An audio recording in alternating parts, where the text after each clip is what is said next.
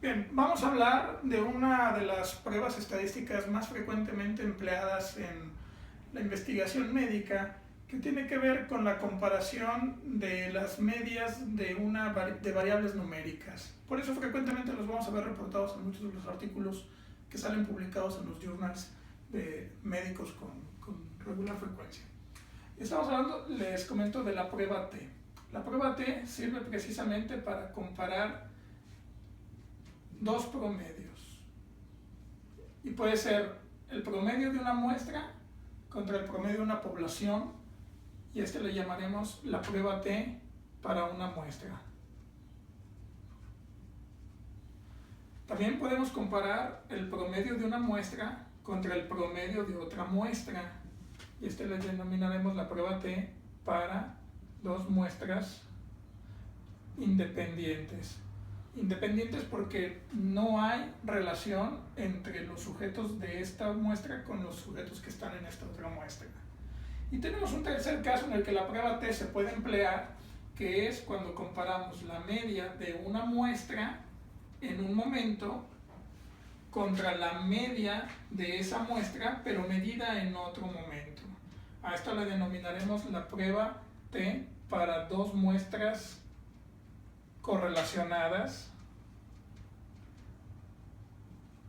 también conocida como prueba T pareada.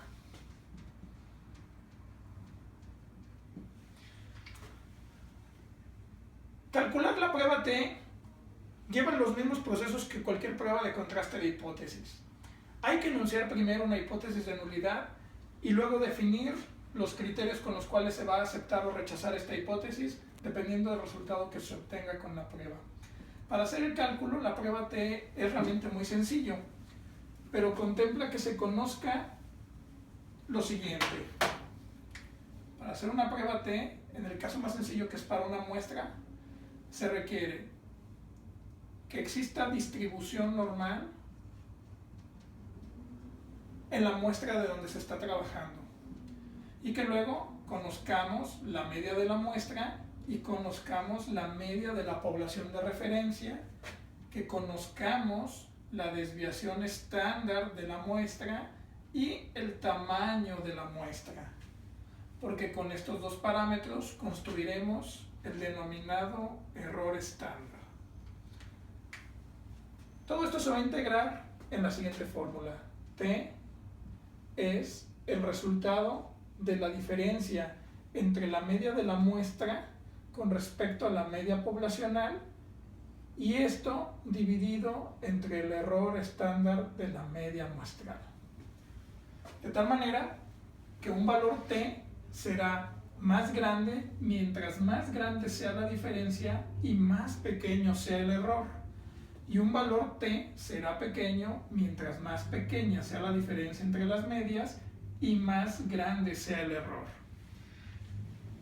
Bueno, una vez que nosotros obtengamos el cálculo del valor T habrá que convertirlo a valor P mediante las tablas de valores críticos de la distribución T para obtener este valor y entonces poder hacer el contraste de hipótesis.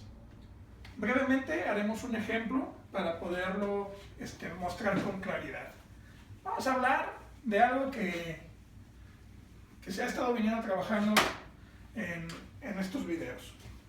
Vamos a hablar del IQ medido en los estudiantes de la universidad, y voy a plantear una hipótesis de nulidad en donde yo diga que el IQ de los estudiantes universitarios no es diferente, es semejante o es igual al IQ de la población normal.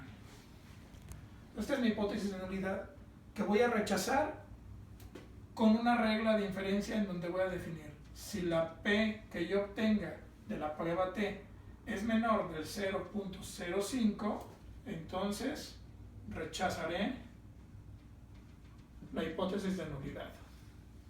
Entonces vamos a calcular el valor P.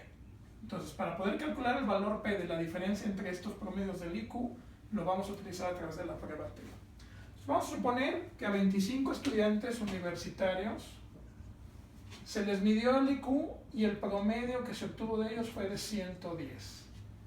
Y que la desviación estándar fue de 10. Con estos datos, el error estándar sería la desviación estándar, que es 10, entre la raíz de la n, que es de 25, lo que nos daría 10 sobre 2, lo que nos daría un error, 10 sobre 5, lo que nos daría un error estándar de 2. Entonces, con esta información voy a construir el cálculo del valor t. T es igual a la diferencia entre la media de la muestra, que es 110, con respecto a la media poblacional. Sabemos que el IQ normal tiene un promedio de 100 puntos y lo dividiremos entre el error estándar, que en este caso es 2, de tal manera que el valor t es 10 entre 2 igual a 5. Bien, este es el valor t y necesito transformarlo a un valor p. Para hacerlo, voy a ir a la tabla de distribución de los valores críticos de t y voy a fijarme en la columna de los grados de libertad, el grado de libertad correspondiente para el tamaño muestral. Recordemos que para las pruebas paramétricas y numéricas, los grados de libertad es igual a n-1.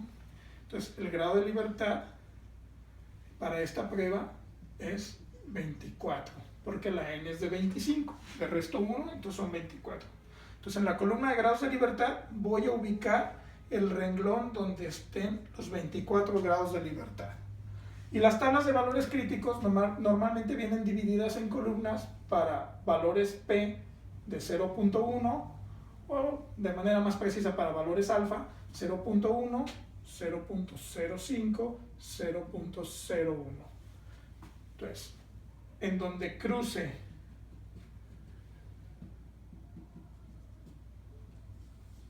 estos valores, voy a obtener el valor t límite. Yo sé que para 24 grados de libertad, el punto crítico para 0.05 es 2.064. Y también sé que mientras más grande sea el valor t, más pequeño va a ir siendo el valor de alfa o el valor de p. Entonces, lo que vamos a obtener aquí es, como tuvimos un valor t de 5, 5 no va a estar de este lado, no va a ser mayor del 5%. 5 va a estar de este lado y va a ser menor del 5%. Por lo tanto, el valor p obtenido con esta prueba estadística es menor del valor límite de confianza de significancia, que es 0.05.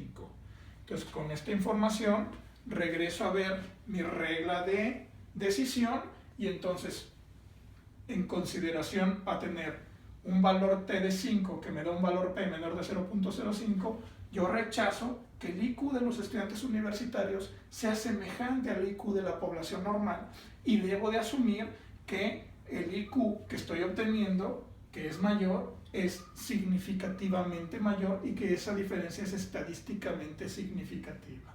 Para fines prácticos, este es un ejemplo sencillo de cómo calcular una prueba t para una muestra, en donde lo que se requiere es conocer la media de la muestra, su desviación estándar y el tamaño de la n para poder calcular el error estándar y tener conocimiento de la media de referencia contra la cual lo vamos a medir.